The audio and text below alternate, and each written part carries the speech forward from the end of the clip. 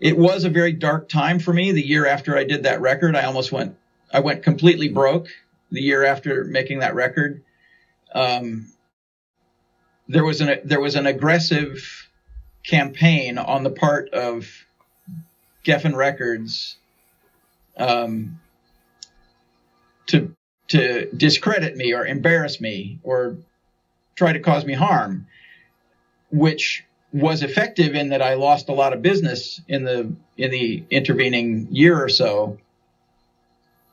But I don't personalize that toward the band. I feel like the band were the one party in all of this who were not taking shots at me, you know? Yeah.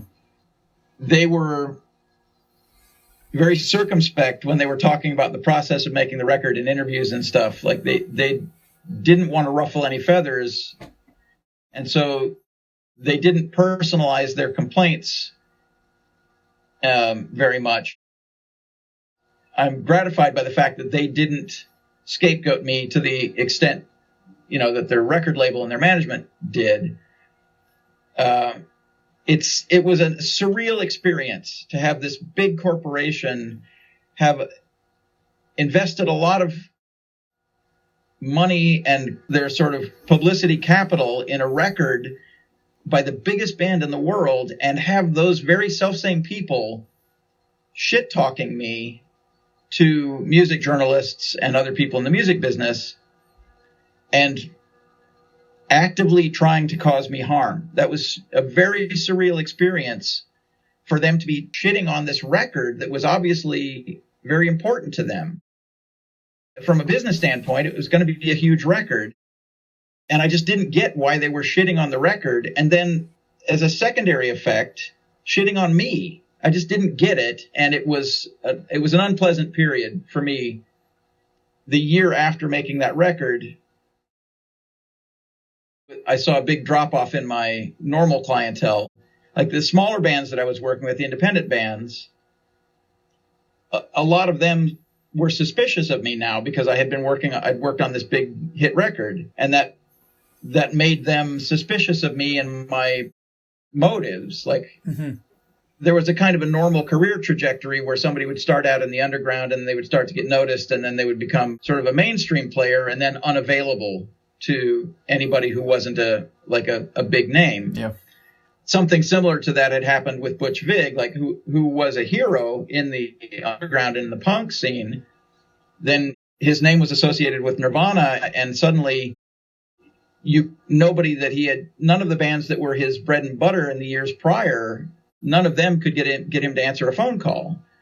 And that's just a result of him moving into a sort of a professional tier where those bands didn't have access, right? Mm-hmm. So there was a suspicion of me that was sort of expected to happen with me, that I would now be unavailable to all of my normal clientele. So that normal clientele disappeared or dropped off dramatically. And then the sort of mainstream or major label artists were being actively discouraged from working with me. And I know this because I have friends who were in the process of making records in the year or two after that, who were told explicitly by their handlers that they were not allowed to work with me. They could work with basically anybody else. They just weren't allowed to work with me. It was a boys' club. It was a closed circle in the mainstream music business, and I represented a way of working that would negate that network. And so I'm not surprised at all that people were discouraged from working with me. But I can imagine that there must have been other individuals who were also very much in line with the punk ethos. Why were they so intimidated by you in particular? I don't know that people were intimidated by me. I think that people saw me as a liability. Like if you're involved with a big record label and your relationship with them is somewhat fragile, meaning that they could wreck you, they could ruin your career, you would not want to antagonize those people by working with someone that they saw as an obstacle, or that they saw as someone that they saw as an impediment to them going through their normal modes of behavior. then if you were a small band and you aspired to being picked up by one of these big record labels, and it was made clear to you that I was a pariah in that world, you also wouldn't want to associate yourself with me, because you wouldn't want to be tarred with this brush of, oh, they're a defiant indie band, and they, you know, they would close some doors on themselves if they did that. So I basically had to rebuild my clientele from the deep underground network, from the peer group of people who were not part of that aspirational world.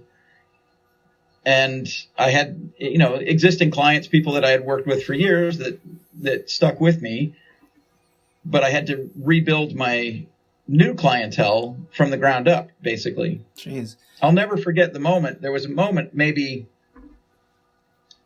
6 months or so after the release of that record, where I did the books on the studio, and I paid all the utilities, and I paid the salaries for the other employees, and I paid the insurance, and I paid everything, and I had 50 cents in the bank. Like, my bank balance after paying all my bills and doing payroll and the mortgage and everything, my bank balance was 50 cents. And that was, unusual for me at the time, because I had been working very steadily and I had built up a bit of a cushion, which allowed me to survive that fallow period. The band made the record on their own terms. When did you first realize that this was happening, that this was starting to develop these problems? Well, the first inkling was when the band called me and said, yeah, the record label and the management hate the record. They want us to redo it all. And I was like, yeah, I kind of saw that one coming. I mean, I think the trajectory of that record, that is them going off to make the record on their own, the record label stamping their feet about it and trying to get them to change it, them ultimately making some changes, the record coming out in a way that was less than satisfying for me, given that their record label and their management tried to scapegoat me like pretty aggressively prior to the release. Like, all of that whole trajectory, I think that was kind of preordained. I don't think there's any way they could have gotten out of that record without something like that happening. Whoever their engineer was, something on that spectrum was going to happen. Some combination of those events was going to happen. Given that it did, I feel like they navigated it about as well as anybody could. For my part, I might have been, I was more of a prick then. I was more like willing to irritate people. And so I think I was probably a little coarser about my reaction to all of those things than was necessary. And I'd like to think that I wouldn't behave that way now.